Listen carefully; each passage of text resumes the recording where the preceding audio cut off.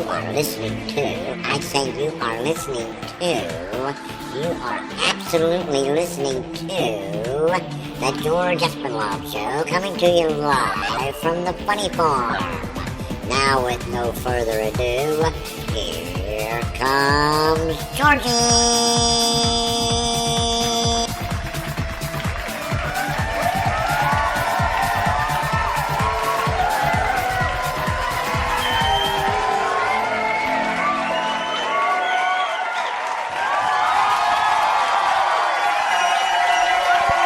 Thank you.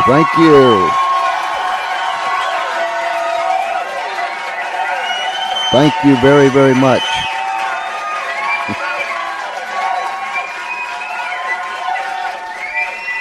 Thank you. Very nice of you. I appreciate that. To all our friends down the street, around the corner, across this nation, and around the world, you're listening to the George Espinlove Show, coming to you live from the Funny Farm in a place called Our World. We have no specific mailing address. We don't even have a mailbox. We don't even know where it is. All we know is we live here, and that's fine. That's fine with us. And we want you to come and become a part of us. We want you to become a loon. You don't have to sign anything. You don't have to buy anything. Just by you signing on and coming into the show tells me that you're interested in becoming just as loony as the rest of us. And that is perfectly all right. Let your hair down. Be yourself. Express yourself. And become one of the loon family here on the Funny Farm. We are delighted, we are delighted to have with us tonight a man who was going to be here earlier this month, but due to circumstances beyond his control, we had to move it up until tonight. But he is here with us tonight, and we are delighted. Before we go to him, I want to remind you to email me at GeorgeCE, that's GeorgeCE, at Comcast.net.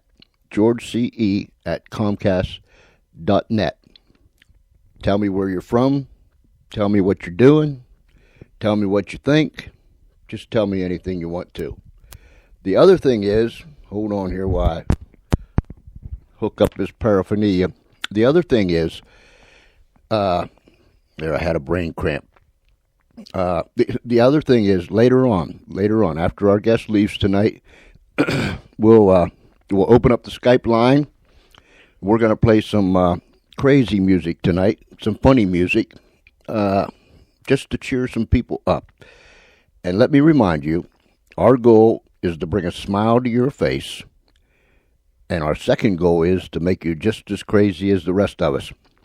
Primarily, in all seriousness, we want to put a smile on your face. Even if it's just for a little while, we want you to forget about your cares, the stress, the strain, the things that you might be going through, and just sit back and enjoy yourself for the next however many minutes that we're here. And we hope that your evening will be just a little bit better because you tuned in to the George Espinlove Show. As Charlie always says, with no further ado, Dr. Bob, welcome to the George Espinlove Show. Thank you, George. It's nice to be with you. Would you give us a little bit of your background and tell us where you come from and those sort of things? I'll be happy to. Well, it started off way back in 1925 in the Bronx, New York, where I was born in Montefiore Hospital. My mother was a student back there at Columbia and met a dentist back there named Dr. Charles Brophy. They got married, and Mother had and Charles had 3 children. I was the middle one, an older brother and a younger sister. Then a couple of years later, my dad died of an infection. This was back in 1827. So Mother moved west and ended up with her father out in San Diego. And later, a couple of years, 3 or 4 years later, married again, and we ended up taking, that Brophy took the name Christensen. And that was in the years just at the time of the Great Depression. And we became kind of cowboys and cowgirls up in the mountains of the backcountry of San Diego, a little town called Julian.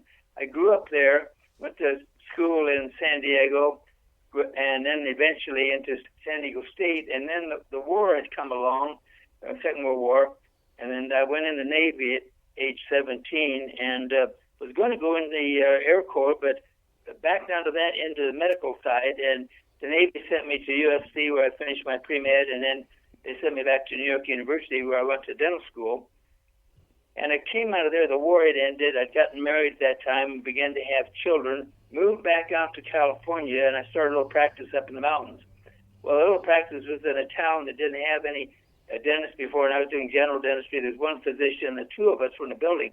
Well, I was finding myself doing anything from delivering babies to gunshots in the belly or face or ski poles or something else, and I decided to go back into surgery. So I went down to LA County Hospital, took my training down there, and then the Navy called me back in the Korean War to be a Navy surgeon stationed with the Marines there at the Marine base in San Diego. And I'm sure as a fellow Marine that you know that area very well too.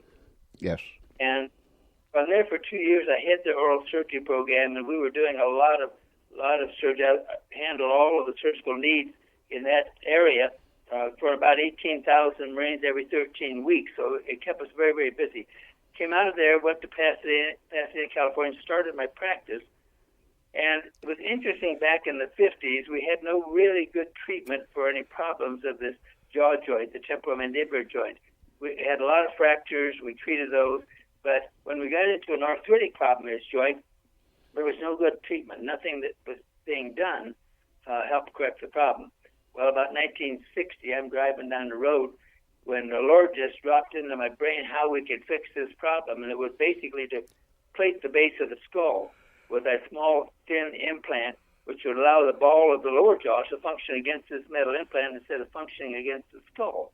Well, this had never been done before, and I held a patent on it and taught it around the world and so forth. And it wasn't until years later, after practicing many years and going off cattle ranching in Oregon for a few years, coming back into California, and then finally deciding back in '87 to start a medical device company to develop these implants, which I had developed some almost 40 years earlier, or whatever number it was, 30-something years earlier.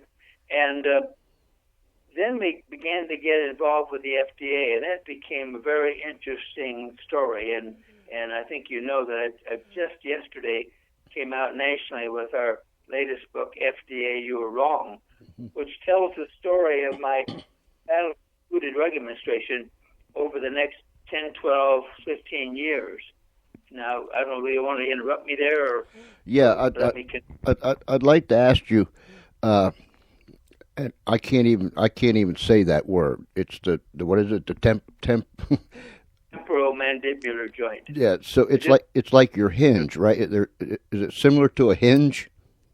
It is. It's a sliding hinge. It's a little bit like the hip in a way. It's got a ball and it's got a socket. But instead of being confined in that socket, this is kind of an S-shaped curve, a downward ski slope, you might say. And so the ball of the lower joint functions originally in the socket part, which is the base of the skull, and then it slides down this upside-down mountain. But between the two is a fibrous disc, and that's where the problem comes. That disc wears out or gets displaced. So when you come upon this idea, and you made it, you patented it, and you were making them, right? Yes. Was there medical people using them? Interestingly enough, I started.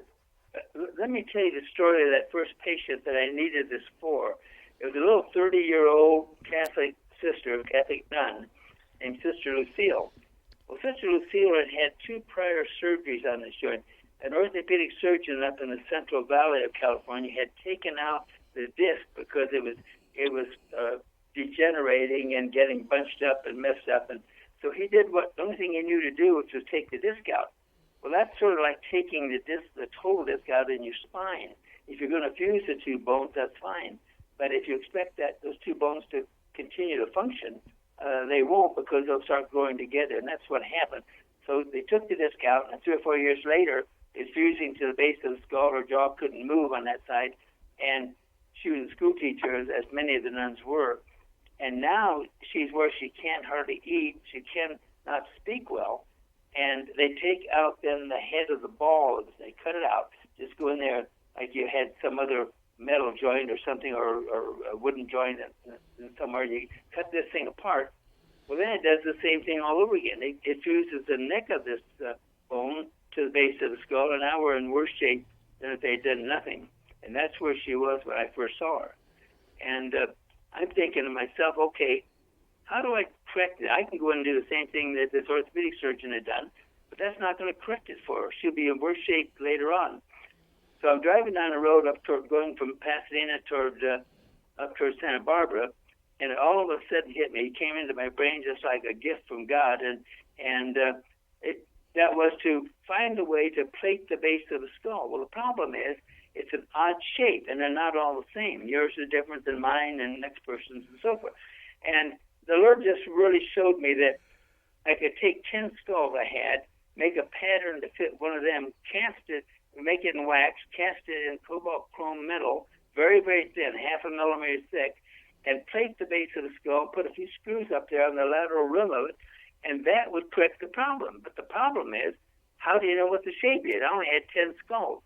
So I did that to my 10 skulls. I made 5 more varied patterns, and then I go into surgery with her. And she knows all about it, and it's a few months later, and I've made these 15 patterns. And I told nobody about it other than she and her sister superior. Now I enter her in St. Luke Hospital in Altadena, where I had been on the staff for about 8 years and headed that department off and on. And so I put her in on a Monday noon for surgery on Tuesday morning. Well, I made one big mistake. On Friday afternoon, there was a dentist in town in Pasadena that was a very fine dentist, taught down at USC, and I told him what I was doing. Well, he went to a cocktail party that night, and he told his colleague, friend, professor down at the school what Christensen was doing. Somebody called the hospital administrator on Monday noon and said, "Do you allow experimental surgery to go on in your hospital?" Well, that I put in the book, the custard hit the fan, because they were going to stop me. And I didn't know what to do, but I said, "Can I go before your medical advisory board?" Well, that night they had a meeting, so I went before them, and they let me go ahead. I had it figured out well. I had it done on the skull so they could see it, and there was nothing else you could do. Well, I did it then, and of course lasted the next 43 years of her life. It was a remarkable success. But your question asked, did other surgeons do it? Well, 2 or 3 or 4 years later, I put on a program at Hollywood Presbyterian Hospital. We had 200 doctors there from around the nation to show them how to do the surgery. Had other specialists there, from orthopedics to neurosurgery to radiology. And then we did a live surgery in the afternoon, and when a world famous anatomist there. Well, that was filmed by Channel 13, TV 13 in Los Angeles, and they later made a program called Surgery 64. You'd have thought with all that publicity that you would have gotten the whole world doing the procedure, but it didn't work that way. And this was something new, and it was always with suspect, and I had to just keep moving along and doing it. And then I'll tell you more of the stories we get along, perhaps. And what year was this? This was 60s when I invented it, and 61 is when I put it in Sister Lucille, and 64, January 64 was when I had the symposium at Hollywood Presbyterian Hospital, in which we had a couple hundred doctors there, very, very well-renowned ones around the nation. And I know they all enjoyed what was happening, but one of the problems was we weren't quite producing enough of them to get other people involved in it. And I wasn't in a spot that I could really market it like I wanted to, you know. Mm-hmm. So I was just the surgeon and not so much the marketeer or the entrepreneur in the other area. Was you making these devices yourself, or was you farming it out to someone? I would do the wax up part of them. I'd give them over those wax up pieces to a dental lab in town that I'd worked with off and on for years, making bone plates and other stuff we needed. And so they would make them up, and then I'd go in and I'd find the one that would fit. Now, we didn't have MRI and CT scan. I had just X-rays, and the X-rays were not as accurate, certainly not as accurate as the CT scan. And so I'd have to guess and by golly and figure out, okay, one of these is going to fit. And I never got into a surgery that I couldn't take care of over the years. This is just a little side question, but when you went into surgery, would you take several of them with you? Would I do what? Would you take several of these devices with you to make sure one of them fit? Yeah, I finally got where I had 65 skulls, and I made patterns to all of them. And I take all 65 rights or 65 lefts into surgery. Then I was laying them out on a surgical tray, and I'd turn them upside down so I kind of see the shape of them. And then I'd have to go pick up the one that would fit, and I'd try them all in. I might try 3 or 4 before I found the right one. And then I would put that one in and screw it into the outer rim of the joint, which was the beginning of the cheekbone, the zygomatic arch. And I never had one that fell out, broke, or did anything. They just took care of the problem. They just worked, right? It was better than I could have imagined. And then if you go to the other end of the story, in the book, which I mentioned, FDA, You're Wrong, in the very front page of that, the head surgeon at Mayo Clinic, where I taught it in 72, he writes a statement. The bottom line, in my opinion, is that the Christensen hemi-TM joint arthroplasty is the answer to 95% of the patients who have osteoarthritis and need surgery. Dr. Christensen, I know you knew this 15 years ago. It took all these years to bring this through, and we brought it through. As I started the company back in '87, we brought it through the nation a great deal then. But the battles off and on, and the FDA one was the worst of all. It literally cost us probably $10 or $12 million to bring this 1960 device through the approval process. And to give you a little idea, Senator Rand Paul, just put out this month, at the same time I put out my book, he put out his book, Government Bullies. And it tells much the same story in all of the different agencies of the federal government. Let me give the folks your website, excuse me, and the name of your book and where they can buy it. It's drbobscrusade.com, right? That's correct. Okay, drbobscrusade.com, and the name of the book is FDA, You Were Wrong, and you can buy it at amazon.com. Everybody knows where Amazon's at. How about Barnes & Noble?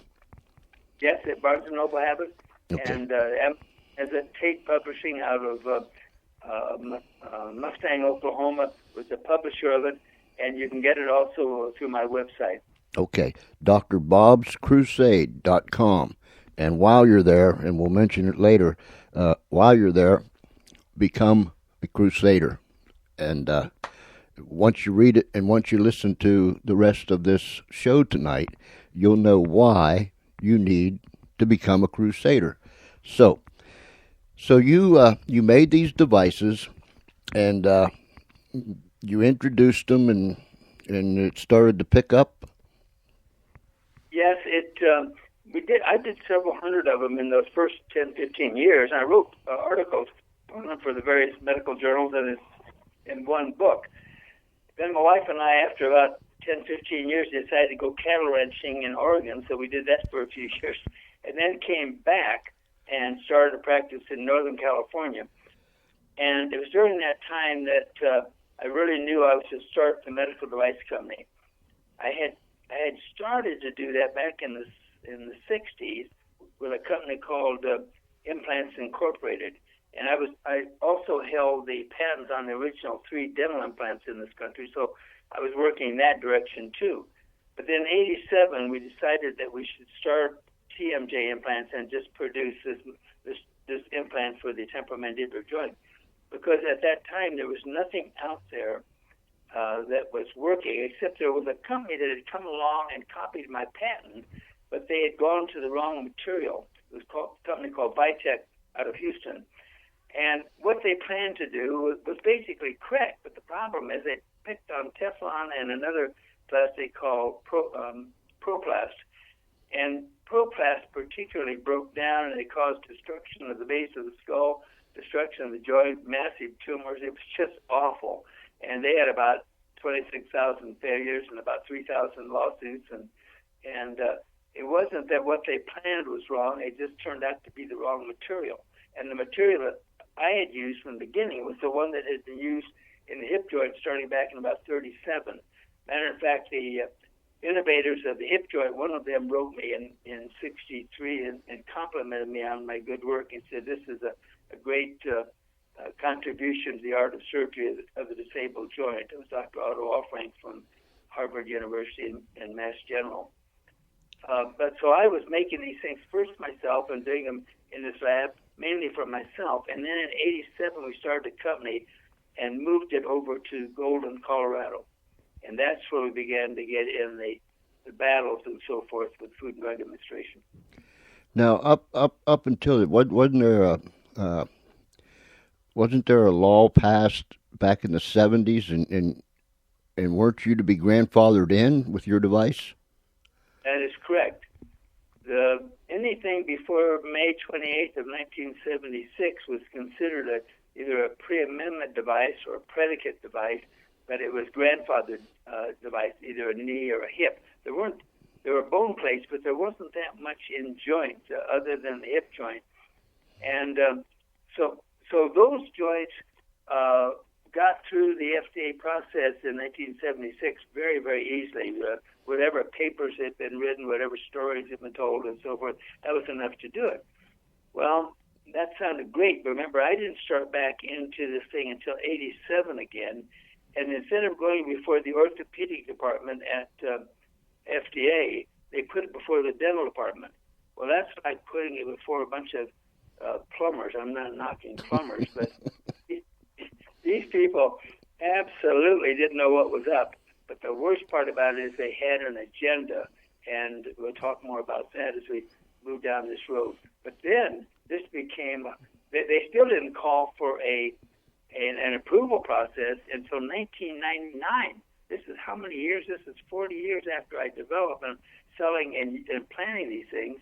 And now they're going to put us through what's called a pre-market approval, PMA. That's a multi-million-dollar examination of everything you can think of. And it was just foolishness, and we couldn't get that turned around. They should have passed me through like nothing, and they didn't. Now, if I have this right, you invented these devices. They were used in surgeries. They were successful. You left the practice for a while and went cattle ranching, and you came back and you was starting your own company to make these same devices, right? That is correct. But when you started to make these same devices that you had patents for and they were used and they were proven, although they're the same thing that you was making years ago, now all of a sudden you run into trouble with the FDA. That is correct. And they call for a pre-market approval or an approval process that was just horrendous. By this time, there's one or two other companies getting involved, and neither one had as good a device.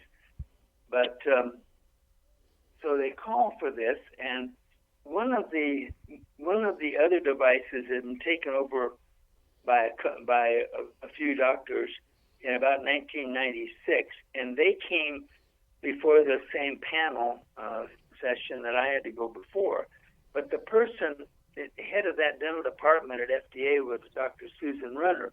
Dr. Runner had trained under the fellow that owned the competing device, and they had something like 100 of these devices out 3 years, and we had something like 16 or 18,000 of them out 40 years. So you would have thought that, and being the predicate or the pre-amendment device, you'd have thought, well, we would certainly go through pretty quickly. Well, she had an agenda, and her agenda was to pass the other company through and to knock us off. And she did everything she could think of to do it. They set up the panel hearings for this PMA on May 10th and 11th of 1999. It would be back in Rockville, Maryland. And you go before a panel. Well, the panel had 10 or 15 people, but the 10 or 15 people, there was only one or two or three that knew anything about joints. The rest of them could have been school teachers. I mean, they were other phases of dentistry, but they knew nothing about this joint. Well, this other company, which was called TMJ Concepts, went through that thing on May 10th. They put them on the first day, put us on the second day, which was kind of weird to start with. But before that, the week before, she calls me up and said, I'm out here in Golden, she said, Dr. Christensen, don't come back to the panel hearing because you're not going to get through. Give me a break. By this time, I've gone through all sorts of testing, so much so that they've ended up naming the bioengineering lab at Clemson University and the biomaterial lab at Alfred University after me. I'm not an engineer, although I'm an adjunct professor of engineering down at Clemson, but we did so much investigation of this thing, you'd have thought it would have been a slam dunk. Well, they allowed the other one to go through on May 10th. They didn't want us to even come back. I said, no, we're coming back. So now they had to put up with it. So we go through the May 11th, and I have 10 or 11 scientists and affiliated individuals there, whereas on May 10th, TMJ Concepts has this one doctor who was head of her training program, Susan Marner's training program, and their engineer who was president of their little company. They went through with the most shabby display of evidence you could ever see. Matter of fact, the panel here, it's all in the book, the panel people said, well, that's all anecdotal. That doesn't tell us anything. And then we come through, and they had one orthopedic surgeon who was a professor out at UC Irvine, where I'd also been an assistant professor, and he said, Dr. Christensen, that was a very good presentation. Well, we had it nailed. And then 2 months later, she approves TMJ Concepts, and then she takes us off the market. It was so unbelievable. I had 40 people working in about 27,000 square feet of building, and we were doing very well and had taught about 800 surgeons around the nation, and now she pulls me off the market. What do you do then? It was unbelievable. So this all started, what, 1987? That's when you started the business. That's correct. And remember, the Device Act was 76, but it didn't get around. They didn't classify TMJ implants as they did hips and knees and so forth in 76. They didn't get around to doing that until 1994. And then instead of putting us in a category where they did hips, which was class 2, they put us in the category of class 3, which were where heart valves were. I mean, it was unbelievable. I did every test you could think of. I mean, we put stuff in rabbits' joints, New Zealand rabbits' joints, and kept it there for a year. We did all sorts of things that were just ridiculous to do when I had thousands of patients out there for 20, 30, 40 years. When this all started, and you had started your device making company, when this all started, did you have to stop producing these devices, or could you keep on going while you was trying to go through the process? No, they took it. They put us back in what's called an IDE, Investigational Device Exemption, and now you can sell, instead of selling a couple hundred of these a month, you can sell at most, I think it was, what was the number, 15 or 25 or something awful. And now I've got 40 people, and I'm shrinking back down to 15. Well, that's extremely hard to do in a multi-million-dollar company when you don't have that much funds to back you, you know. It was an outrage. So this one woman, she held the hammer, and she could drop the hammer on whom she chose, and she chose to drop the hammer on Dr. Bob. She did, and I'll tell you later on why I think it happened, but I didn't quite realize it then, but I've realized it since. She got others alongside of her. Tim Ulotowski was kind of an engineer type, but I'm not sure he was an engineer, but he was head of I think, Office of Device Evaluation. Well, they got hand in hand, and then the FDA brought in, I began to get as many congressional people involved as I could. And Congressman Tom Tancredo read our TMJ implant story into the congressional record twice back in 2000, I think it was, or 99. But Dr. Bernard Statland was an MD picking up his law degree, a man about 53 or 4, and he and I would talk occasionally, and he told me one day, he said, Bob, he said, I can't believe what they're putting you through. And he began to override them. Well, they threatened him. If you override us on this thing, they were going to, I don't know what they were going to do to him. He had told me earlier that year that he was so satisfied being with Food and Drug Administration, he really liked it. But within 3 or 4 months, he decided he wanted to get out of it because he could see the absolute corruptness of what was happening. Unfortunately, he got out of it, and a month or two later, he died. And it was awful. We had several attorneys working for us at that time, and one of them was Larry Pilot from back in your area in Washington, Virginia. And Larry had helped write the Medical Device Act of 1976. He was with the Food and Drug Administration at that time. And I put his quote on the back, I think, or somewhere here on this book. I don't see it at this second, but he said this was an egregious situation that you were going through. They never should have put you through that. And he was representing us at times during this process. And we had another attorney out here, Lynn Watwood. I finally had to bring an attorney in-house and do it all for nickels and dimes compared to what I was doing otherwise. But the battle really raged, and it shouldn't have. It was just a corrupt and almost indefensible situation. Later on, after some years of haggling back and forth with these people, the commissioner, well, at one point, the commissioner, we had the opportunity to have an appeal with him. And we asked for an appeal, and we never got it. But that becomes a whole other story, and I'll talk to you about that one in just a minute. But anyway, we fight to get ourselves through this panel. And finally, thanks to Dr. Statland, they had to approve us on January, February of 2001. But we've been off the market almost 2 years, about 21 months, I think it was, at that time. And we survived it, but it was an extremely difficult situation. And no innovator or entrepreneur should have to be put through that situation. What happened to your company during these 2 years?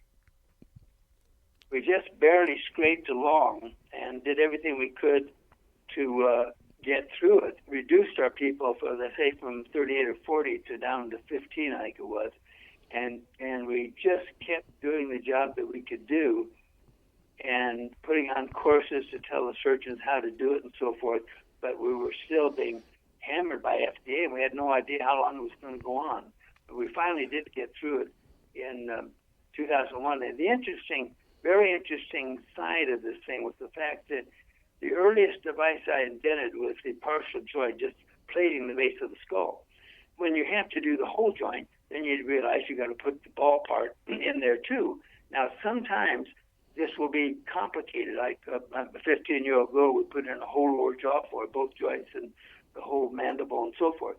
That was on Ripley's, believe it or not, and Montel Williams show. But many of these, it's a smaller situation. It's all done in front of the ear and the jaw joint. And but the partial joint that I had, as Mayo Clinic said, takes care of 95% of the problem. There was no other joint implant that matched that situation, no other partial joint in the whole world that was approved. And here we're sitting with the only one. So if a person had to have a surgery, and most of these people are young women in the 30 to 40 age bracket, 90% of them, and sometimes down as young as 17 months, so it can be quite a variable. But there was no other partial joint. And so you had to then do a total joint. And that didn't make any sense at all. And that's been much of the story as we fought our battle with the Food and Drug Administration. People had to be harmed by having a total joint put in there, which means you got to go in and cut out that ball and replace the whole thing, a ball and socket. And that's not what you should be doing. The partial joint doesn't destroy the bone at all, and it allows the joint to function normally. And here we are fighting for that. Later on, this was right up to a few months ago, I finally realized that as an attorney, Walter Garash out here in Denver, who's very well known, said to me, "Bob, follow the money." Well, at the time, I couldn't think what follow the money meant. But since then, and it's going to be a sequel to the FDA book, Follow the Money, I think I put down Confessions of an FDA Whistleblower, because what was happening, they wanted to stop that partial joint most of all. And why? The reason is it was correcting the problem, and these people, including Dr. Runner and people around her, had been applying for NIH grants up to $10 million to study this joint and to study the implants in the joint with registries. Well, I already had a registry. I had a registry where we were following patients since 1993. They didn't want to look at our registry data, and yet we had thousands of patients in there. But they wanted to develop their own, and they finally did get it. They got $10 million, and then she began to favor the people she put on the panel up at University of Minnesota or down at Houston or somewhere else. And so the money thing really did figure in there, and I wasn't seeing that originally. So this started, what, 1987? That's when I started. The process. So was it Ronald Reagan? Ronald Reagan was president then? Yes, I think so. So you went through administration after administration after administration, and yes. Was this lady on board through all those administrations? She was from all the time we started, and I think she's still there. From 87 on up, in 99 was when they finally got around to going for an approval process. Then she pulls us off the market. So, yeah, she's a very interesting character. So who was paying for this, Dr. Bob? Was that coming out of your pocket? All coming out of our pocket, and it gets much worse, because though we got through the approval process, there were still storm clouds somewhere down the way that I couldn't see at that particular time, and that goes back to about 2004. Now remember, we've got district FDA offices in about, I don't know, 6 or 7 parts of the country. One of the big ones is the Denver district, and it covers much of the western states, Colorado, New Mexico, Wyoming, Utah, I'm not quite sure what else. And so they manage this stuff on the outside. Well, they were right, the Denver district is right here in our hometown, and I knew the people there and always felt I had a reasonable rapport with them. Their lead investigator was a fellow named Nick Nance, and in about 2004, he come out to do a 2-week inspection of our TMJ implant company and our records and everything else. And I'd always felt we had a very good relationship with him. And so it comes out in 2004. We've got through the approval process and so forth. Well, one of the things that you do as your standard operating procedures is to keep a record of events that you hear about. You may hear about somebody in Boston have a swelling after one that lasts for 2 weeks, or some nerve injury to the face, or maybe a screw loosens up. Anything, all sorts of things can happen, just like in hips and knees and so forth. These things are not serious; they're just part of the surgical problem and the disease process and so forth. Well, the Code of Federal Regulations, CFRs, said that if a device caused a permanent injury or death caused by the device, then you would be reported as medical device report, MDR. Well, that sounds fair enough. And so over the years, we watched for MDRs. Well, there's very little things that happen that are caused just by that device. Most of them are ongoing disease progression or the surgical deal and so forth. So I was the one that not only invented it, but it taught it around the nation, around the world, and I certainly knew what sort of things might need to be reported upward from events, which we kept all records of. And my friend Nick Nance at FDA District here could see those anytime he wanted to, and they usually did.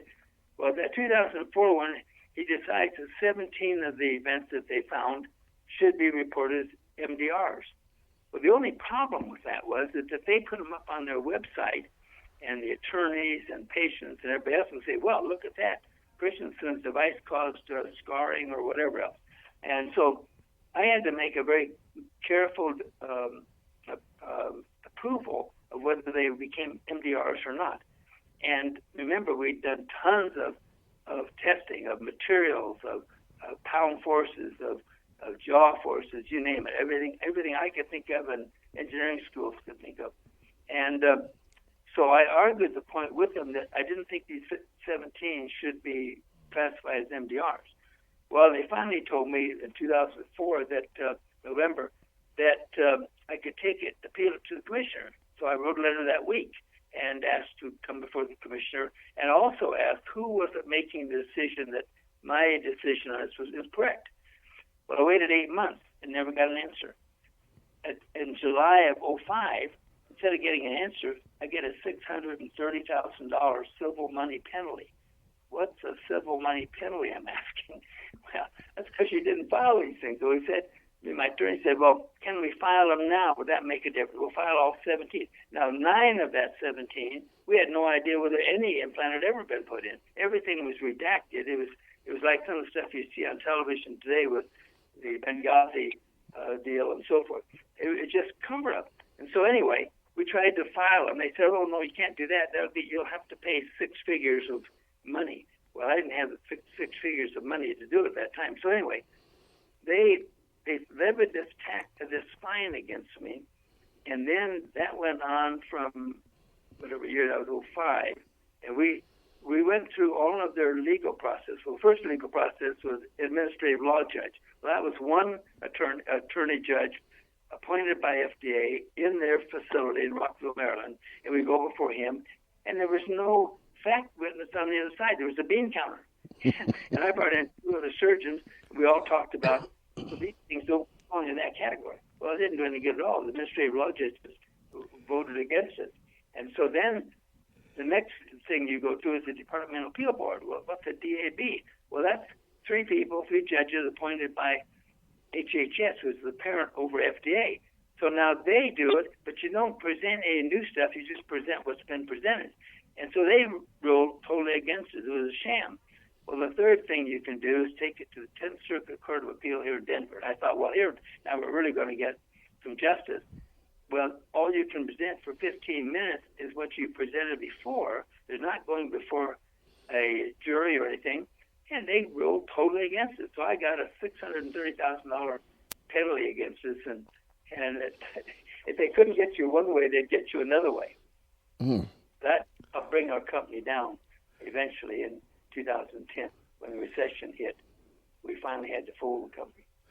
And then the worst part about it was I found out after going through personal bankruptcy and company bankruptcy that the penalty penetrates all that. It didn't get blocked by that. I didn't have any idea of that. So they've still got a pretty good sum of money hanging over my head, but we're going to have to fight to get it. So tell me something. The lady, the hammer lady, I'll call her the hammer lady. The hammer lady that had an agenda that was snuggling up to this other company. How did they end up? How did they turn out? Are they still operating? They're still operating, and they became the kind of the lead company, but they didn't have any partial joints, so everything they did had to be a total joint. And then after the bankruptcy, another company picked up the pieces, and they spent about 2 years trying to get through an approval process for moving the company about 200 feet in the same building, and it was just unbelievable. And all this time, there's no partial joint out there for the patients that need it, and about 90% of the patients, or 95%, can be improved by that device, and it was not available. It's not available. It's not available today. It just has gotten up on, I think it was the middle of September. They got their approval process, so they're able to sell. But this has been one ridiculous path. So you were blitzed And with the what's the simplest way of saying this? You were blitzed by someone that was in a position of authority that carried the hammer. And it sounds to me, correct me if I'm wrong, but it sounds to me as if the whole agenda was to, in plain words, just get rid of you. They wanted to get rid of the partial, and that really hit me. I knew it all the way through, but I couldn't understand quite why. But if that blocked their ability to get NIH grants and so forth, which it didn't, but if it had, then they would be out to $10 million or the $20 million and so forth. She'd been working on that for 8 years, and she finally got her grant and gave it out to people that she had on panels and so forth. So it was a very corrupt situation that really needs to be corrected, because innovative medical devices that should become available have been blocked, and this is an excellent example of it. So she was stifling the very things that could help people. That's correct. And they ended up doing surgery that didn't correct the whole thing. It just brought about more pain and misery to the patient. That's correct. An interesting thing happened recently. July 28 of this year, the Colorado Society of Oral Maxillofacial Surgeons gave me a special recognition award. I show the story of that and the people who testified in the book. But at that same meeting, the lead surgeon at Mayo Clinic, who I knew very well, matter of fact, he'd been a house guest in our house some years before during one of our courses. But anyway, they developed their partial joint implant because they found this thing was so good. And they buried mine, and they had every right to do it because my patent had run out way back to about 1981. But what they came up with was not an improvement. I would say it was not quite as good, but it did flake the base of the skull to accomplish what needed to be accomplished. But the interesting thing about it, the day that I'm getting my award, and I'm a member of that society as an honorary member, he is giving a 2-day course on this very subject, showing Mayo Clinic's use of the Christensen implants. And by this time, they had done 400 or 500 of these things, I think, and it had extremely fine results. But the interesting part about it was, and I don't know that others caught it as much as I did, when he looked at the presentation of the study, that he was still before the FDA to get an approval on their device, we see that this joint, which should be put in initially at the earliest time possible to prevent any mutilation or change in that joint, it was now not being done that way. It was being put in after the ball part of the joint was just being totally destroyed by the disease process. And I rose up during the question and answer period, and I said, Dr. Keller, I don't want people to think that you can't do this early to stop all of this degeneration from occurring, because you put the patient, I didn't say it this way to him, but you put the patient to 2, 3, 4, 5 years of absolute pain and so forth before you get around to doing it. Then I realized what was happening. FDA has got him to make this a salvage operation because they kept pushing on that. They didn't want to see this done as an early procedure. That's exactly when it should be done. We've got tens of thousands of patients out there that prove it. And so he's, in his study, he's having to wait until his joint falls apart and then put this thing in. That's way too long. And I'm sure that's being pushed by the same group at FDA. It's the first time I've discussed that with anybody. But it can go national as far as I'm concerned, because it's not the way to do it. And you say this woman is still with the FDA? I believe she's still there. Her salary is probably doubled or tripled in the time that I've known her. And I'm sure she's become much more of an authority, if you want to use that word, in this joint stuff. But she's far cry from what she should be. But the people, the politics of the whole thing and the agendas and so forth are the things that are so crippling to the innovation and the good medical care that we need in this country. And that harms patients. And the extortion used It is. to make They had people find- to make people come out on their side. It's just downright criminal. What? It really is. And you read it in the book. We put in all of their words in the book. Everything from the panel hearing, what the panel people said about the other devices coming through. And it was a laugh. And then her email to these doctors talking about securing an NIH grant. So all of it's in there, just in their own documents. And then the letters from Bob Beaupre or from Tancredo or from Allard or from the Get or you name it. All those letters are in there. One of our good surgeons back in Long Island, Dr. Rick Alexander, who testified and been involved in all of the stuff, the hearings and stuff, he said, "This is America. How can this happen?" His statement became like a trademark deal. And he was right. He said, "This is unbelievable." I had about 50 surgeons that wrote letters in at the time of our hearing, and I put blurbs of each one of them in that book because they said, "Don't take this off the market. We have nothing else we can do." We more than proved it in 52 years since I first developed it. But it was one interesting battle. This is absolutely astonishing. What about your congressmen, your senators? Allard was our senator. He did what he could, but Tancredo fought the battle mostly. As I say, he read the TMJ implant story twice into the congressional record, and he said, "This is the fourth level of government. We can't seem to touch them." I mean, some of these people, like Joe Barton and others, are on the oversight for FDA. They couldn't get it. They said, "How do you lie to these customers?" Talking about the TMJ implant case, and the commissioner sort of hemmed and hawed and so forth. He says, "You don't have any right to lie." And then the commissioner said, "Well, this was a process failure." Well, the process failure took the device out of the market, took the company out of the business, and bankrupted the innovator in his 85th year. Unbelievable. For an old Marine. That is incredible. I must tip my hat to you, Dr. Bob. You have fought these people tooth and nail.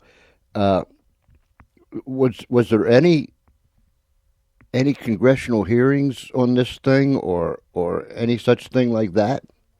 Yeah, I think there were, and I put most of it in the book.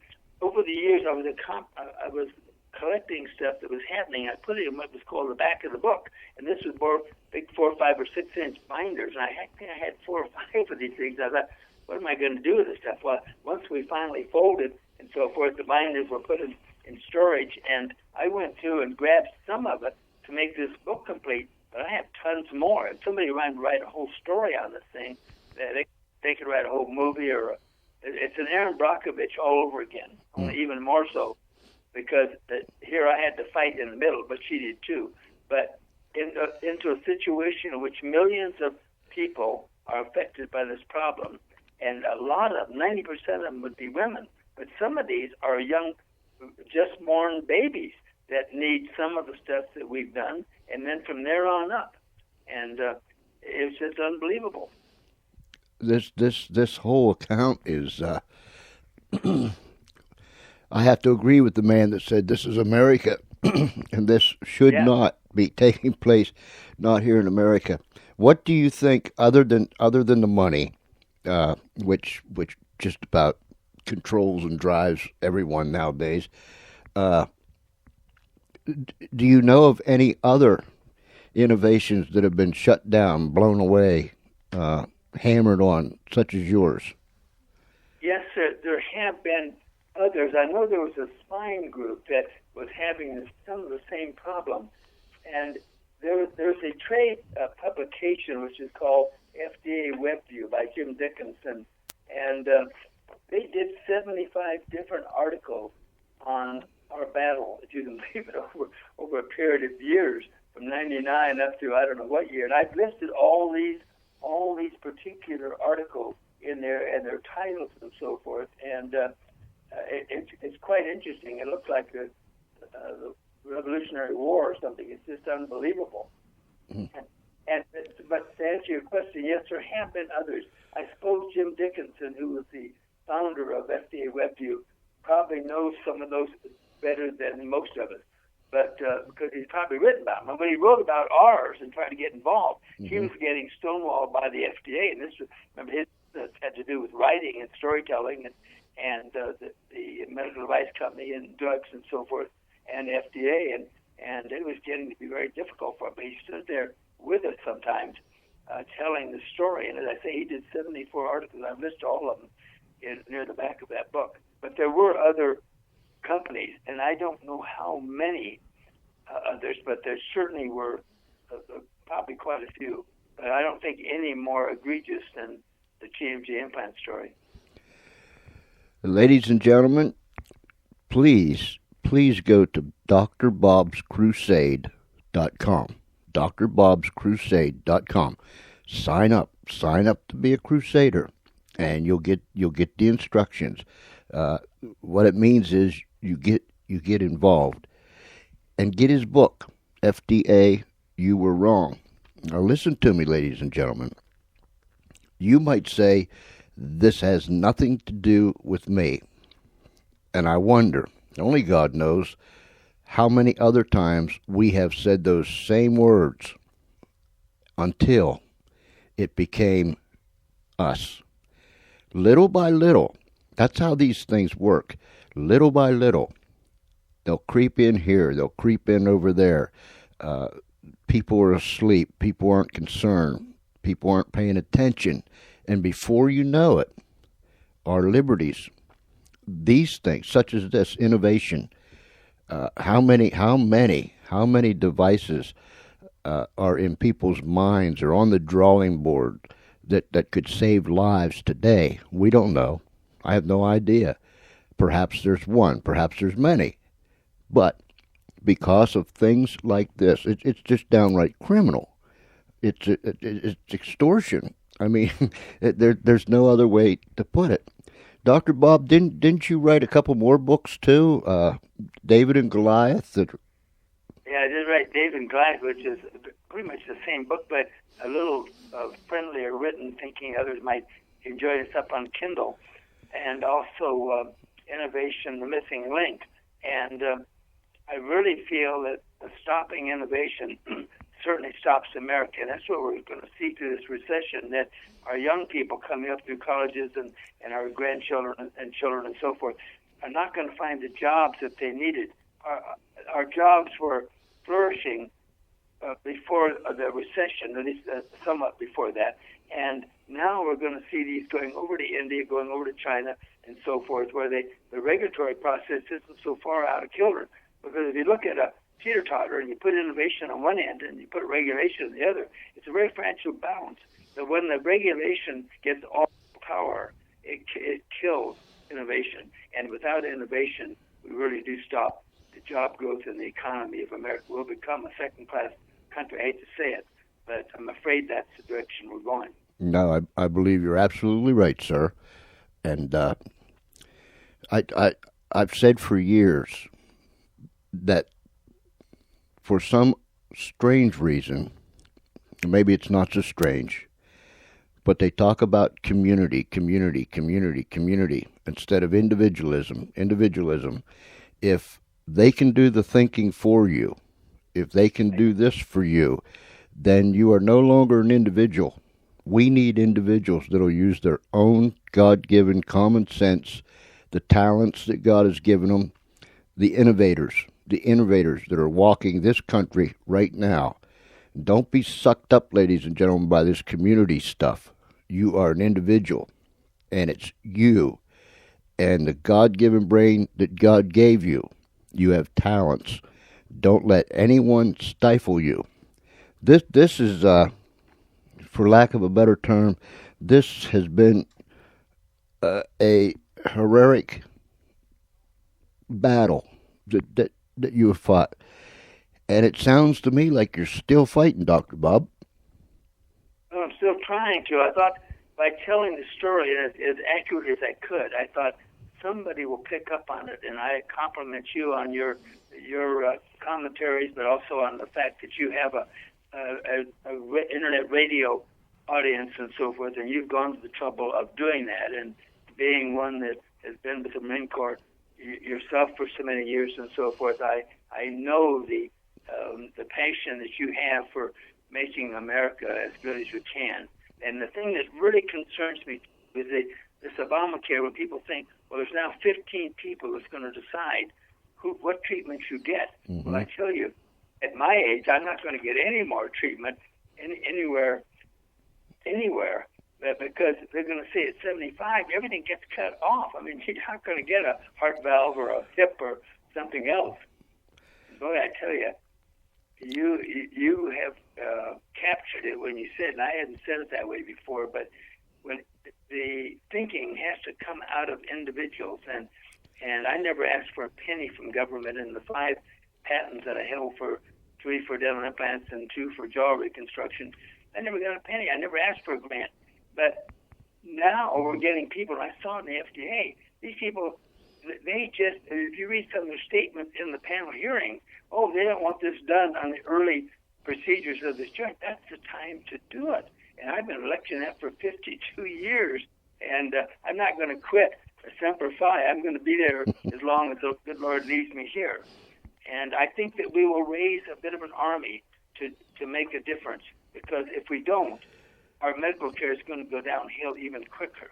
And I don't want to see that. I've seen good medical care. I've operated in Ukraine, Kiev. I've operated in Honduras and Mexico and Guatemala and Spain and England and the United States. And I know what good care can have. And as you're right, it comes out of people like Steve Jobs, who I don't think they ever went to college, or at least didn't stay there. Mm-hmm. They come up with all sorts of good things, And our young people need that opportunity.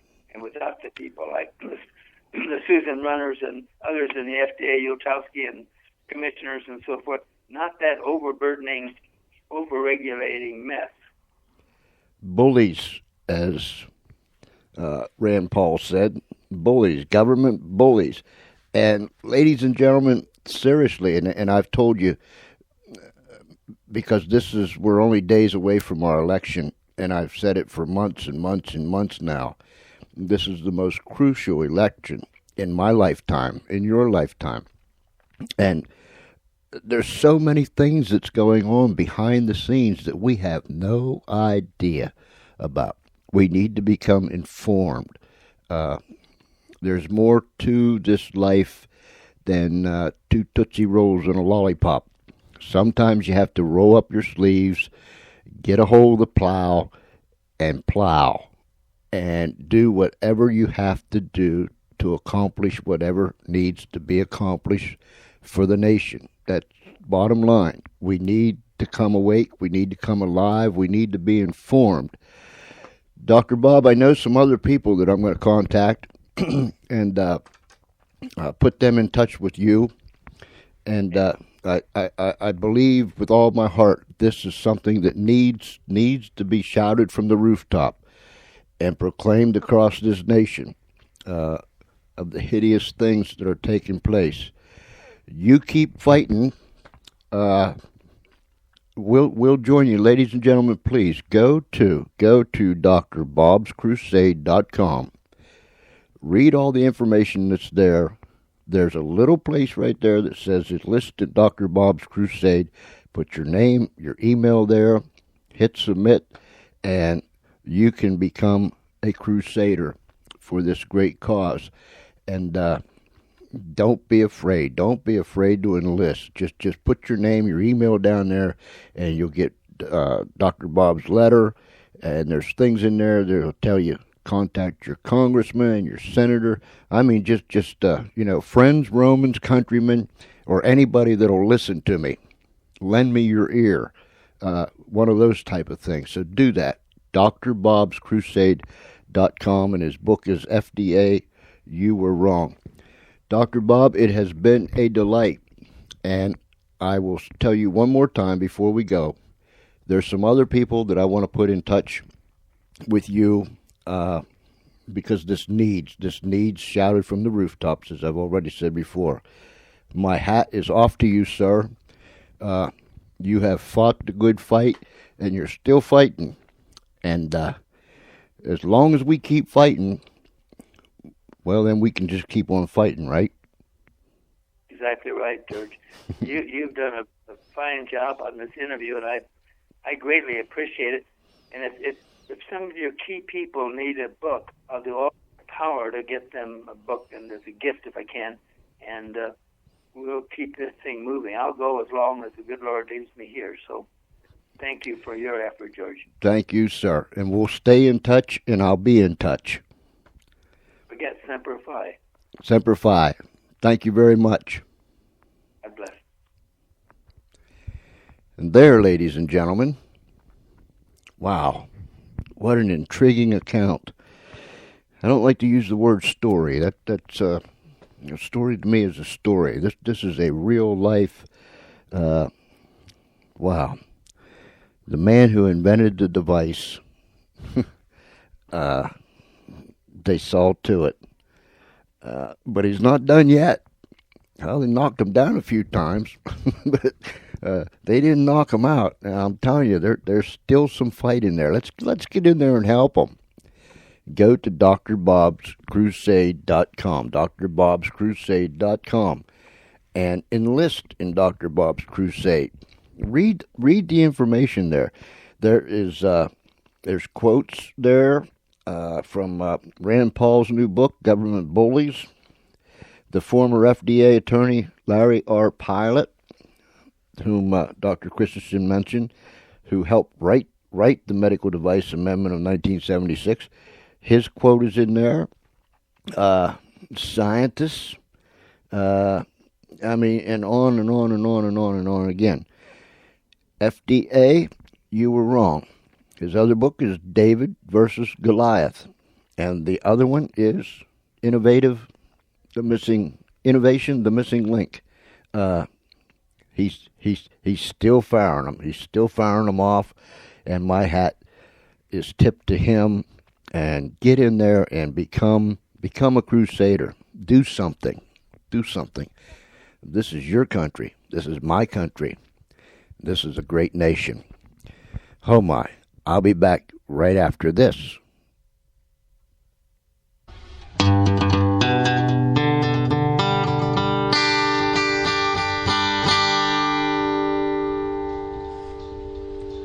Well, I woke up still drunk from the night before. It seems I'd puked all down my shirt and my lungs were sore. And I wondered to myself, could this be bad for my health? Well, maybe, but I'm still young. I'm still young and I don't care if I couldn't find a job and had to cut off all my hair. Don't give a damn if the market house won't let me in. I'm not worried if my grandma thinks I'm living in sin.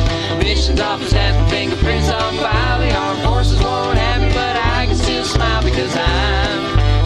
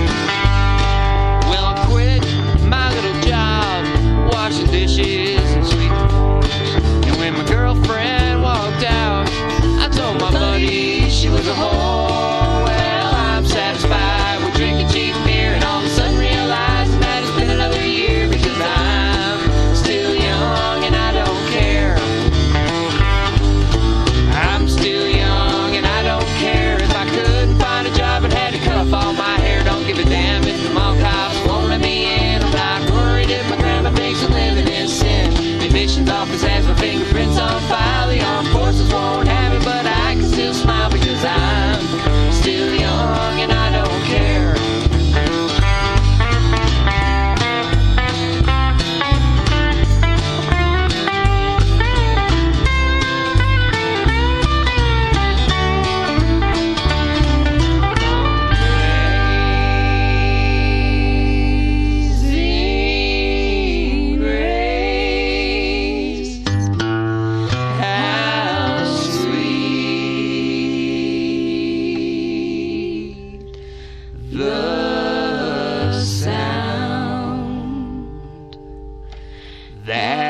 Saved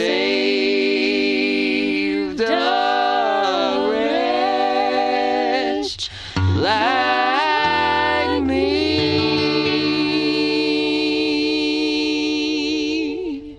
And I once was lost, and I still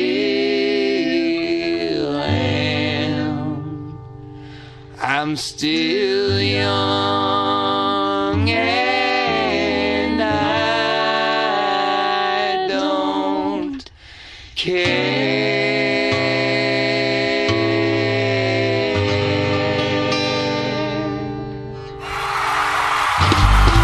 I'm still young and I don't care. If I could find a job and have fun, I thought my hair don't give a damn. If the mom guys won't let me in, I'm not worried if my grandma thinks we're living in sin. The admissions office has my fingerprints on file. The armed forces won't have me, but I can still smile because I'm still young and I don't care. And I'm still young and I don't care. You don't want Espenlaub to start singing, do you? No. Seriously, many thanks to Dr. Bob Christensen, who was our guest tonight. My goodness, what a fighter. This country needs more men just like him, men and women. So go to his website, please, drbobscrusade.com, and read all about it. Like they say in the movies, read all about it. But when you do read all about it, sign up, become a crusader. All you have to do is contact your congressman, your senators, so on and so forth. But become involved. You know, I know. Well, let's see. I would probably be 95% correct. Of course, I've been wrong before. But what I'm trying to say is my friends over there in the UK, and my friend Harry there in Northern Ireland, as he likes to say, I'm gonna play this song, the next couple songs, for those folks. And they're silly songs. I know that, but it's by Mark Gunn and the Dubliners. Mark Gunn and the Dubliners. So I don't know if you folks there in Ireland ever heard of them, or in the UK ever heard of them. But thanks to our what am I trying to say? Thanks to our Thanks to our music people. Man, it took me a long time to get that one out. Thanks to our music people, musicalley.com. We have these songs, and they've made them available to us, and we thank them. Musicalley.com. By the way, we've got the Skype line open, so if you want to Skype me, don't scout me, Skype me. It's George.Espenlaub. George.Espenlaub. ESPENLAUB. George.Espenlaub if you want to Skype me. We got it hooked up, and we'll see what happens. Not only that, the chat room is open. Come in and say something to me, even if it's hello, goodbye, see you later. Just stopped in, just dropped in, just jumped in. Now I'm leaving, goodbye, whatever. But anyhow, this is for Harry and the fellows over there in and the fellows and the girls over there in Ireland, be it North Ireland or Southern Ireland or what, in Ireland.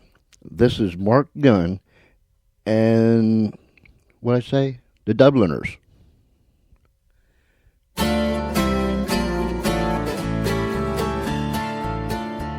Some friends and I in a milkman's truck were eating catnip one night. Went into the truck, a tomcat jumped, his scraggly face gone white. "What's up?" says Tom. "Have you seen a dog, or has a milkman retired?" "Milkman retired," says he, "the dairy farm's on fire." And there were Tom stretched up and down, lapping the milk on the floor. My cream, the farmer cried, as he came a-knocking on the door. "Oh, don't let him in till it's all lapped up," somebody shouted round. And we all drank milk till the cows came home when the dairy farm caught fire. "Mew," says Tom, "what a bit of luck. Everybody follow me. It's out to the barn if the fire's there, then we'll have milk for free." We chased Tom down, nipping his heels into the milk pond flit. And we hadn't been there 10 minutes or more till we were all quite nipped. And there were Tom stretched up and down, lapping at the milk on the floor. My cream, the farmer cried, as he came a-knocking on the door. "Oh, don't let him in till it's all lapped up," somebody shouted round. And we all drank milk till the cows came home when the dairy farm caught fire. Mal sauntered over to a water pail and hauled at it as he gagged. Started taking off his flea collar likewise as rabies tags. "Hold on," says Tom, "that ain't allowed. You can't do that thing here. While you're washing your tags in the watering trough when milk's coming out our ears." And there were Tom stretched up and down, lapping at the milk on the floor. My cream, the farmer cried, as he came a-knocking on the door. "Oh, don't let him in till it's all lapped up," and somebody shouted round. We all drank milk till the cows came home when the dairy farm caught fire. Then there came through the old barn door a collie from across the street. And when he saw 300 cats, he took a ringside seat. He nipped at tails and good clean fun, splashed milk on a cat or three. And just to show there was no harm done, he licked their whiskers clean. And there were Tom stretched up and down, lapping the milk on the floor. My cream, the farmer cried, as he came a-knocking on the door. Don't let him in till it's all lapped up, and somebody shouted round.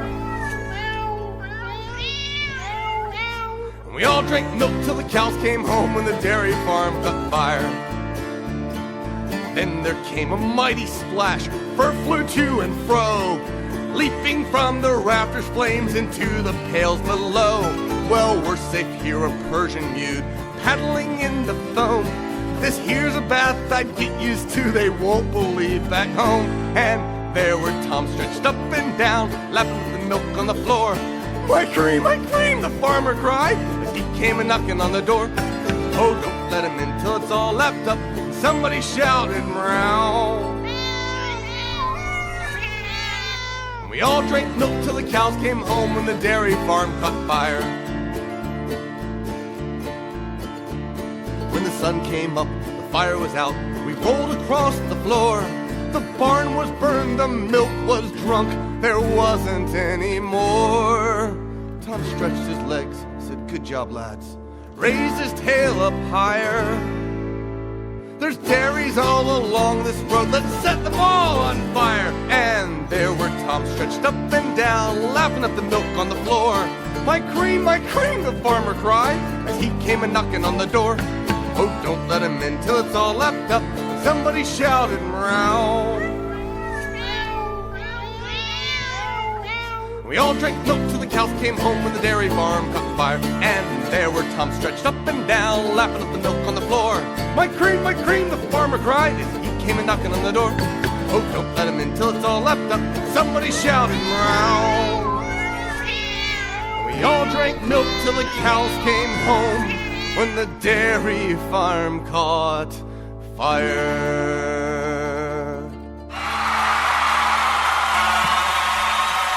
Well, what do you think of that? That's for all my friends across the pond. Hey, what was I going to say? Man, I do it all the time. What's the matter with me? Anyhow, you're listening to the George Espinlove Show, coming to you live from the Funny Farm in a place called Our World. No specific place. We don't know where that specific place is. It's our world. We live here. We don't know where it's at, but we're happy here.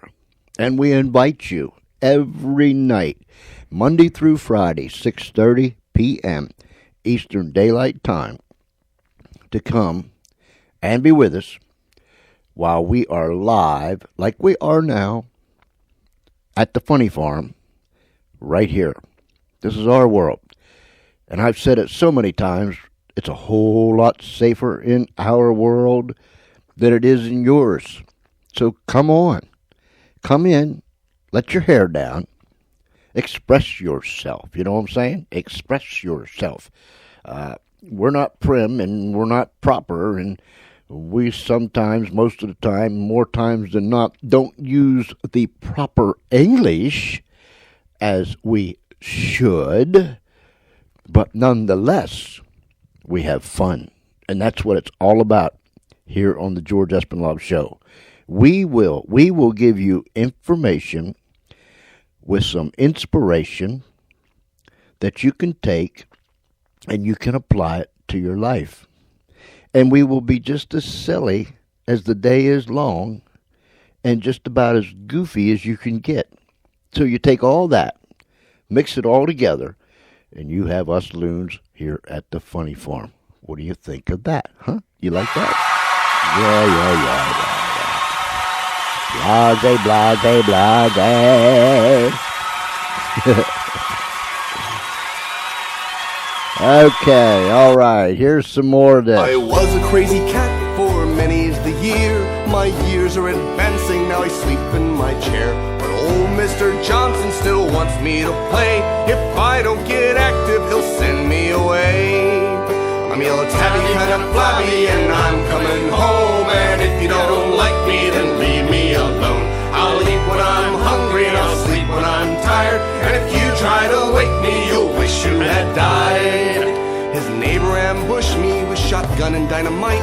My cat senses warned me, so I put up a fight. I clawed at his cigarette, it fell to the floor. It lit the dynamite as I ran out the door. Boom!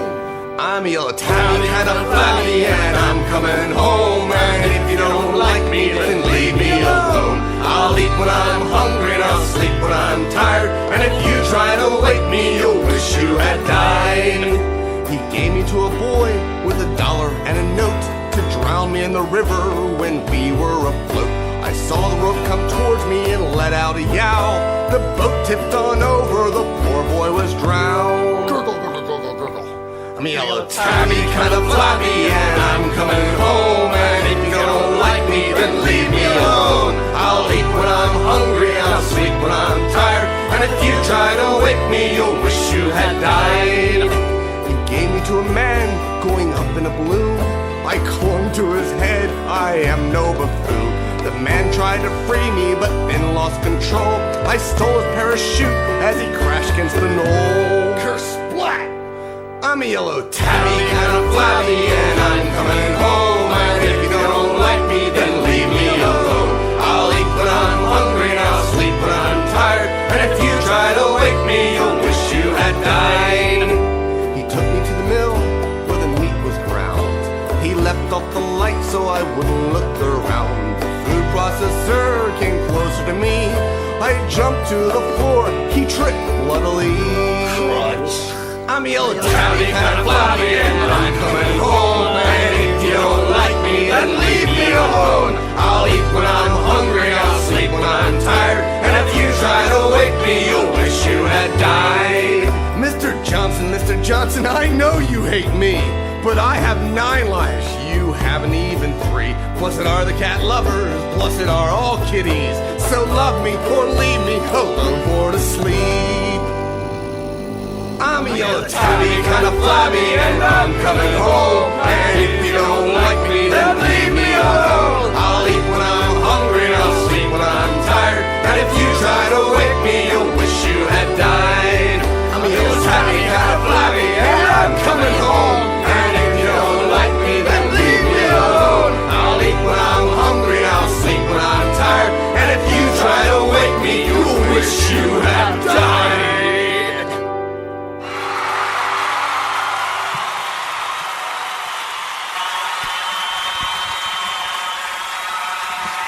those last two. Those last two songs, thank you. That's yeah. When the dairy farm caught fire and the cat came back, both of those were brought to you by Mark Gunn and the Dubliners. Am I saying that right? Dubliners. Okay, Mark Gunn and the Dubliners. Dubliners. I better stop, or I'm going to get myself in trouble. I do want to say this in all seriousness. I mean, I'm being very serious right now. To my friend Graham Forster in Parma, Italy, we offer our sincere condolences to his fiancée who has lost her father. Her father has passed away. And to Graham, to his fiancée, to their little girl Chloe, we want you to know that our prayers are with you, our thoughts are with you, and if there's anything at all, I mean anything at all, we can do for you, please, Graham, you have all my information. You get a hold of me in one way, shape, or form, and tell me what you need, and we'll do our best to do whatever you need. How's that, buddy? Hang in there. We'll be praying for you. The other thing I wanted to say is I forgot what it was. Come into the chat room. Skype me, George.Espenlaub. That is George.Espenlaub, Espenlaub. And email me. Email me at georgece@comcast.net. georgece@comcast.net. And let me know how you're doing. I'd appreciate hearing from you. And I know what I wanted to say. Our prayers and our concerns to the many people that has been devastated by Hurricane Sandy. We live here in the little town or little state of Delaware, and things were pretty bad. Excuse me. The closer that you get to the beach, we're not very wide anyhow. We're not very long. But those that were right along the beach, such as Rehoboth and Dewey and so on and so forth, got hit pretty hard. But the further north that you go, up along the coast, to our friends in Jersey and New York and Connecticut, and even places further inland, our prayers are with you. It was a devastating storm. Now it's time for everyone to band together, get back up on our feet, and show this world just how great of a nation we really are. So our prayers are with each and every one of those folks that have lost property, who've lost loved ones, regardless of what it was. Our prayers are with you. Good morning, what should I do? Good morning, I think I'll eat breakfast! Orange juice! Fruit Loops! Scrambled eggs! Frog legs! No! Yuck! Good afternoon, what should I do?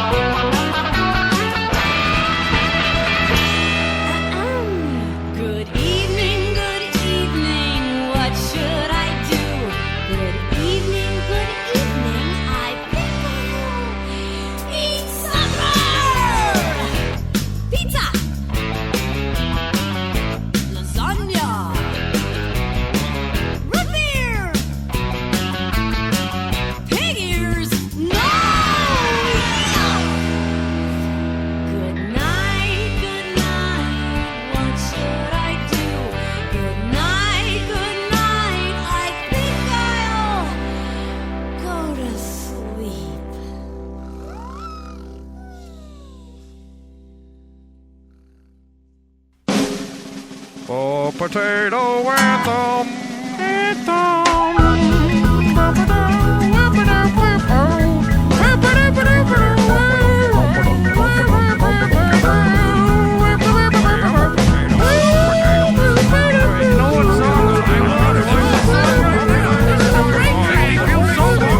Guys ready? If you were me, would you rather be a French fry? A French fry?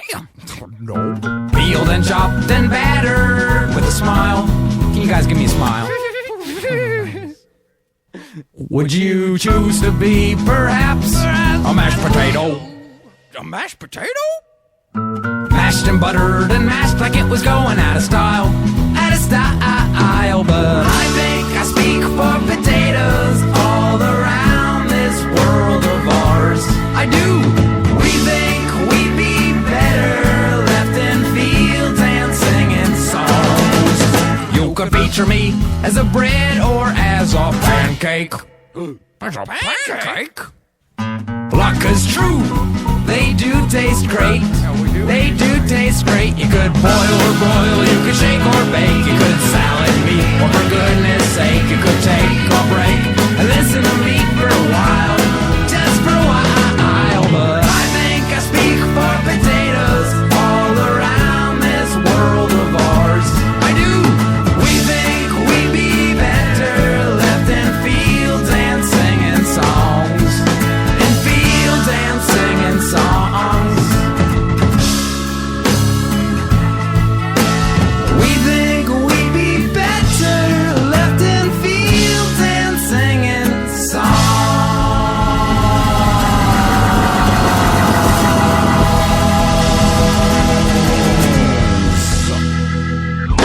Do, sure do.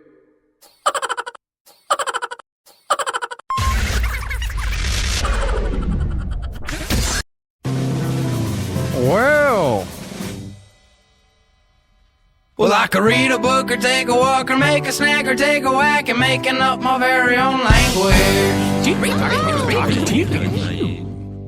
I could build a fort or sew a button or do a dance or simply prance or make myself an enormous sandwich.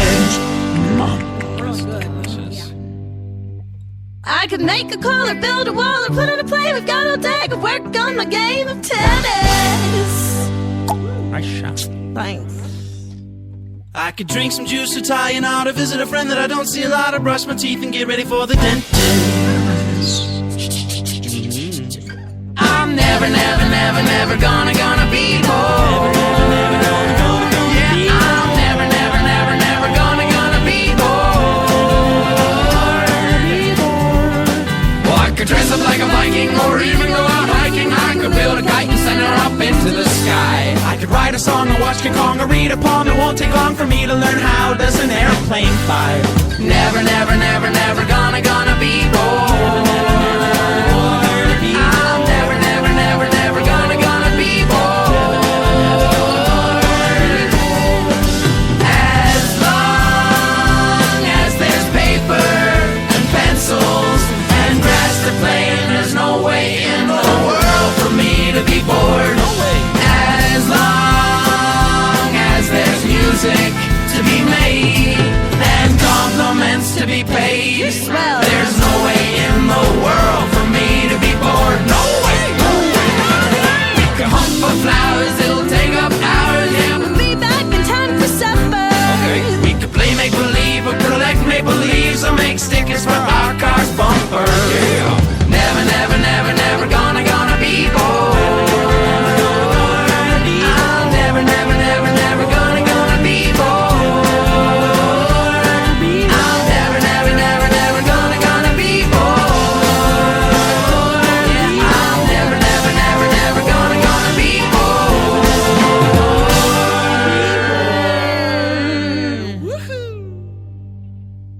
Bored.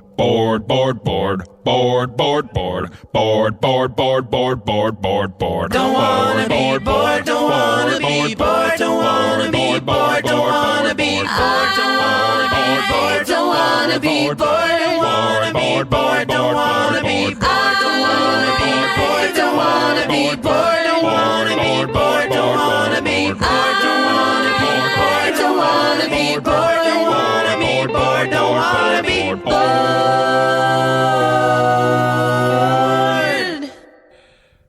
This is to all the loons, not only here in the Funny Farm Radio studio, and not only to those that are outside, because you see, there's so many that comes in each and every night that we don't have room for everyone on the inside.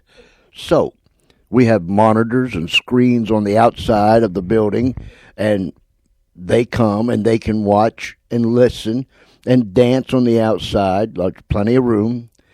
And they can watch from their automobiles or their trucks or their tractors or their camels or whatever they come in here on. So they're crowded. And this is for you that are out there in the real world listening.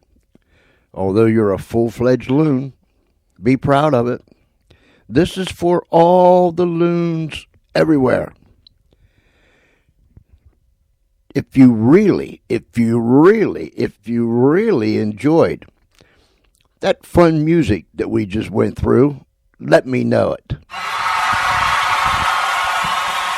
Yeah, that's just wonderful. I knew you did. Yep. Oh, boy. Charlie likes to hit them buttons over there. Hey, we stop it. We excuse me. We used some other methods last night to go on the air, and it worked so well. I think it worked so well. I listened to a little bit of it, not much. I just listened to enough that I thought, well, that sounds good. But anyhow, I think that it worked so well. We used it again tonight, and we've added our Skype to what we're doing. Half time we don't know what we're doing, but we added our Skype, George.Espenlaub, Espenlaub. The chat room's still open, and I hope that you enjoyed our guest tonight. Seriously, Dr. Bob Christensen out of Colorado. Yes, Colorado. Yes. And he wrote a book, FDA, You Were Wrong. Go to his website, Dr. Bob's Crusade, drbobscrusade.com, and read all about it. There you can purchase his book. You can go to Amazon, Barnes & Noble, but sign up to become a Crusader. It won't hurt you. It won't hurt you. Listen to the show. Tell other people to listen to the show. Listen to it again tomorrow. And the man went through a tremendous battle with the FDA, and all types of bullying tactics were used to stifle him and his company. And he's the man that created the device in the first place and held the patent on these things. That was a innovative device for many, many patients across the nation. So do that. Go to drbobscrusade.com. And I know that you will enjoy it.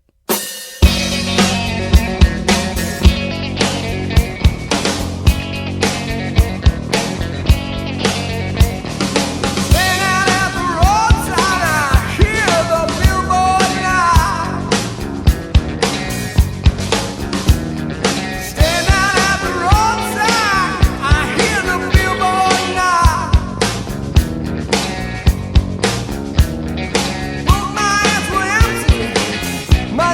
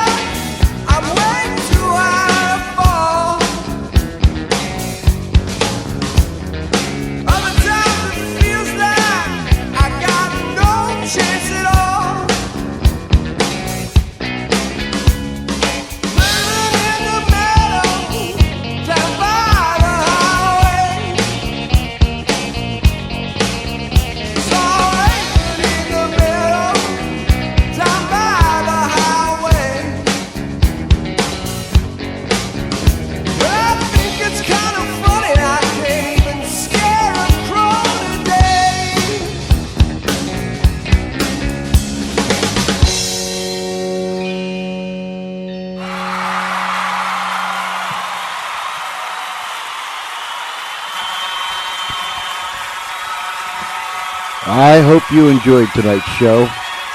I did. Thank you for tuning in.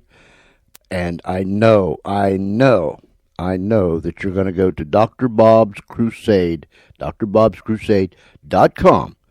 And I know you're going to be part of the crusade. Listen to me. We are going to get out of here. We're going to ride the little puppy out. But in the meantime, wherever you're at, whatever you might be doing, I want you to know there's a whole lot of love coming to you from the Funny Farm. We're goofy. Sometimes we just get downright crazy. But we care about you. Wherever you're at, if it's nighttime, have a good night. If it's daytime, have a good day. But until tomorrow night, same time, same station, 6:30 p.m. Eastern Daylight Time. This is George Espinlob saying, have a good night, and God bless you.